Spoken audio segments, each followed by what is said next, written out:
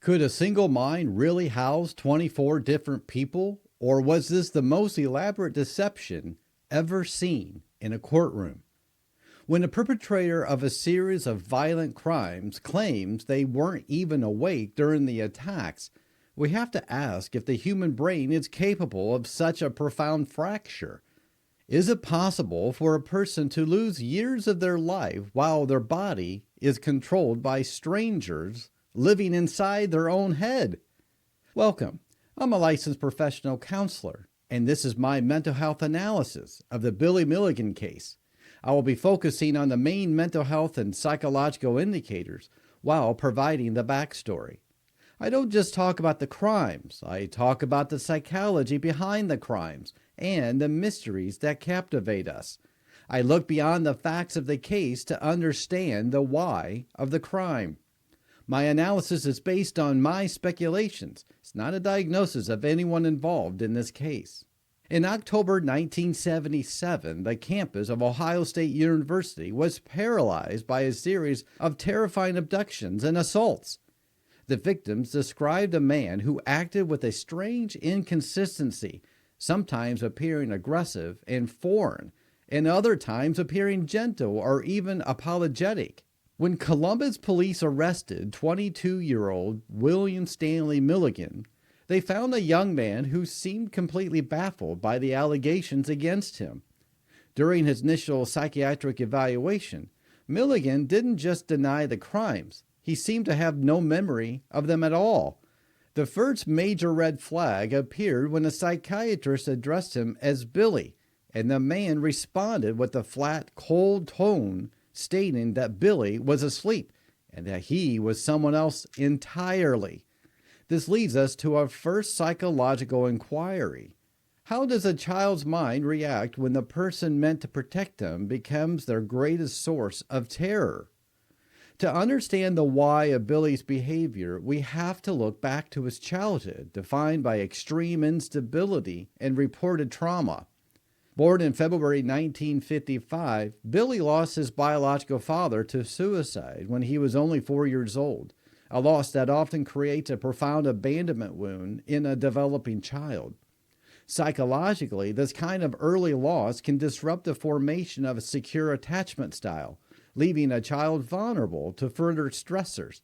And the situation worsened when his mother married Chalmer Milligan, a man whom Billy later accused of horrific physical and sexual abuse. Billy's defense team and psychiatrists claimed that Chalmer would subject him to sadistic punishments, including burying him alive and hanging him by his fingers. While these specific claims were never proven in a court of law, they serve as a clinical explanation for why Billy's personality began to splinter into fragments. From a mental health perspective, disassociation is a survival mechanism that allows a child to leave their body during an experience that's too painful for a single identity to process. If a child cannot physically escape a predator, the mind might create a mental escape, effectively walling off the traumatic memory into a separate compartment. As a young boy, Billy began exhibiting odd behaviors that confused his teachers, such as speaking a different accent or referring to himself in the third person. This brings us to a critical question. Is a fragmented identity a shield for the soul, or can those fragments eventually turn into weapons? By the time Billy reached his 20s, his internal world was reportedly occupied by 10 primary personalities, or what we call alters, each with a distinct ages, gender, and skill sets. There was Arthur, the sophisticated and rational Englishman who managed the internal family and controlled who was allowed to take the spot in the conscious mind. Then there was Reagan, a Yugoslavian man claimed to be the protector and was responsible for the robberies, stating that he did them to support the others. The most disturbing revelation came when it was claimed that a 19-year-old female personality named Adelana was responsible for the sexual assaults. The defense argued that Alana committed these acts because she was lonely and seeking physical affection, but she did so without the host Billy ever knowing. This creates a massive psychological red flag regarding the concept of accountability and the guilty mind. If the host is unaware of the actions of the alters, can we truly say that the individual had the intent to commit a crime? This case forced the legal system to grapple with the idea that a single body could house both a victim and a perpetrator simultaneously. During his time in custody, psychiatrists like Cornelia Wilbur observed Milligan cycling through these identities with remarkable speed and consistency. One moment, he would be a frightened 9-year-old boy named David, and the next, he would be a charismatic manipulator named Alan. Skeptics at the time argued that Milligan was simply a brilliant actor who had studied psychology to avoid a prison sentence. However, medical professionals noted that the psychological shifts between these personalities, such as changes in heart rate and muscle tension, were nearly impossible to fake consistently. This raises another psychological question. Can the human brain actually rewire its own psychological responses to maintain a lie, or are we seeing a literal evidence of a shattered psyche? The psychological analysis of Milligan's undesirable personalities reveal a dark side to the mind's coping strategies. These personalities were characterized by Arthur and Reagan. Those who broke the rules and caused the trouble were suppressed or put to sleep. This internal hierarchy suggests that Milligan's mind was attempting to create a sense of justice and order that was missing from its external reality. However, the failure of this internal control led to the devastating crimes on the Ohio State campus, showing that even a complex internal system can collapse. In 1978, in a landmark decision, Billy Milligan was found not guilty by reason of insanity due to dissociative identity disorder. He was the first person in United States history to use this defense successfully for major felonies. He was committed to a series of mental health facilities where the goal was fusion or merging the 24 personalities into one cohesive Billy. This process was grueling and often failed as the individual alters fought for their own right to exist and breathe. As an observer of the human behavior, one has to wonder, if you spend your whole life being many people, who are you when those people finally disappear?